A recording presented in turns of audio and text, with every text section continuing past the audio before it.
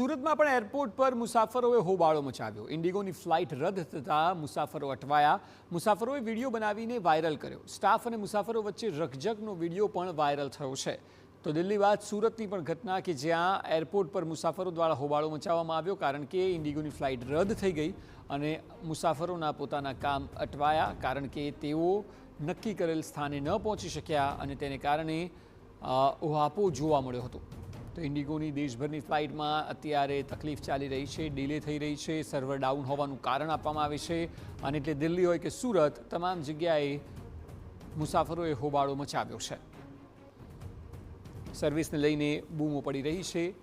ઇન્ડિગોની ફ્લાઇટમાં અનેક જગ્યાએ દિલ્હી, સુરત જેવા એરપોર્ટ કે જ્યાંથી ફ્લાઇટ મોટી માત્રામાં ટેક ઓફ થાય છે, અલગ અલગ જગ્યા પર જાય છે અને લોકો મુસાફરોએ અગાઉથી બુકિંગ કરાયું હોય, કારણ કે તેઓના નિર્ધારિત કામ હોય અને જ્યારે આ પ્રકારે એવિએશન કંપની દ્વારા બેદરકારી દાખવવામાં આવે તો સ્વાભાવિક છે મુસાફરોનો રોષ પણ જોવા મળે અને તે જ થઈ રહ્યું છે સુરતમાં, દિલ્હીમાં, તમામ જગ્યાએ કે જ્યાં ઇન્ડિગોની ફ્લાઇટ કાં તો રદ થઈ રહી છે, કાં તો 4-4 કલાક ડિલે થઈ રહી છે અને તેને કારણે લોકોના કામ પણ અટવાયા છે।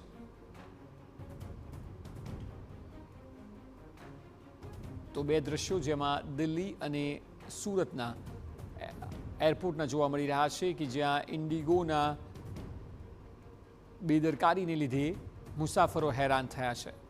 વધુ માહિતી આપી રહ્યા છે સંવાદદાતા રોનક વર્મા। રોનક, દિલ્હી અને સુરત બે દ્રશ્યો અત્યારે ટીવી પર ચાલી રહ્યા છે અને બંને જગ્યાએ ઇન્ડિગોની ફ્લાઇટને કારણે મુસાફરો દ્વારા હોબાળો કરવામાં આવ્યો છે। એક તો મુસાફરોનું શું કહેવું છે અને બીજું, જો ઇન્ડિગો ઓથોરિટી સાથે કોઈ વાત થઈ હોય તો? અક્ષય, દિલ્હી સુરત જ નહીં પરંતુ દેશના મોટાભાગના એરપોર્ટ ઉપર અત્યારે જે એરલાઇન્સ ઓપરેશન્સ છે તે લગભગ મોડા ચાલી રહ્યા છે। ખાસ કરીને અમદાવાદની જો વાત કરવામાં આવે તો અમદાવાદમાં રાત્રિના 12 કલાકથી લઈને અત્યારે 11 કલાક સુધી 12 થી વધુ ફ્લાઇટ છે તે લેટ થઈ છે। તેમાં 3 જેટલી ફ્લાઇટ એવી છે જે 3 કલાકથી વધુ સમય કરતા લેટ થઈ હોય, જેમાં અમદાવાદ, મુંબઈ સહિતની ફ્લાઇટનો સમાવેશ થાય છે। આપણે જે પ્રકારે વાત કરી દિલ્હી અને સુરતના જે વિઝ્યુઅલ આપણે બતાવી રહ્યા છે તે પ્રકારે જે ફ્લાઇટ મોડી થઈ રહી છે તેના કારણે મુસાફરો હાલાકીનો સામનો કરી રહ્યા છે। જ્યારે સત્તાવાર રીતે વાત કરવામાં આવી તો જે પ્રયાસ કરવામાં આવ્યો ત્યારે તેમના તરફથી વાત કરવાની મનાઈ કરવામાં આવી છે, પરંતુ જે પ્રકારે સૂત્રો દ્વારા માહિતી મળી રહી છે તે પ્રકારે જે ટેકનિકલ કારણોસર અને ઓપરેશનલ કારણોસર જે ફ્લાઇટ છે તે ડિલે થઈ રહી હોય તે પ્રકારની વાત છે તે સામે આવી રહી છે, પરંતુ ડિલે થવાનું મુખ્ય કારણ શું છે તે હજી સુધી સ્પષ્ટ થયું નથી અથવા તો પછી જાણી શકાયું નથી। ઇન્ડિગો તરફથી કોઈ સ્પષ્ટતા કરવામાં આવે તેની તમામ રાહ જોઈ રહ્યા છે, પરંતુ આ તમામ બાબતો વચ્ચે હજારો રૂપિયા ખર્ચીને એક જગ્યાએથી બીજી જગ્યાએ મુસાફરી કરતા મુસાફરો આખરે જે લક્ઝુરિયસના નામે હેરાનગતિનો સામનો કરતા હોય તે પ્રકારના દ્રશ્યો સામે આવી રહ્યા છે।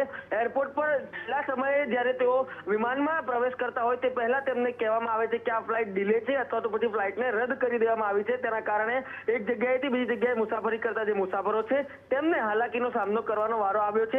તો પણ જે મુખ્ય કારણ શું છે લેટ થવાનું તે હજી સુધી જાણી શકાયું નથી અને એના જ કારણે અમદાવાદ, સુરત, દિલ્હી, મુંબઈ સહિત અનેક જે એરપોર્ટ છે તેના ઉપર ફ્લાઇટો છે તેની ઉડાનમાં જે મોડું છે તે થઈ રહ્યું છે। જી બિલકુલ, આભાર સમગ્ર માહિતી બદલ। તો ઓફિશિયલી ઇન્ડિગો તરફથી કોઈ સ્ટેટમેન્ટ નથી અપાયું, પરંતુ છેલ્લા 12 કલાકમાં 12 જેટલી ફ્લાઇટ અમદાવાદથી જ લેટ પડી છે, કાં તો રદ થઈ છે અને શહેર માત્ર અમદાવાદ નહીં, આખા દેશમાં ઇન્ડિગોની ફ્લાઇટમાં જબરદસ્ત બેદરકારી, ટેકનિકલ કારણોસર આગળ ધરીને ફ્લાઇટ ડિલે થઈ છે, ત્યારે લોકો અટવાયા છે।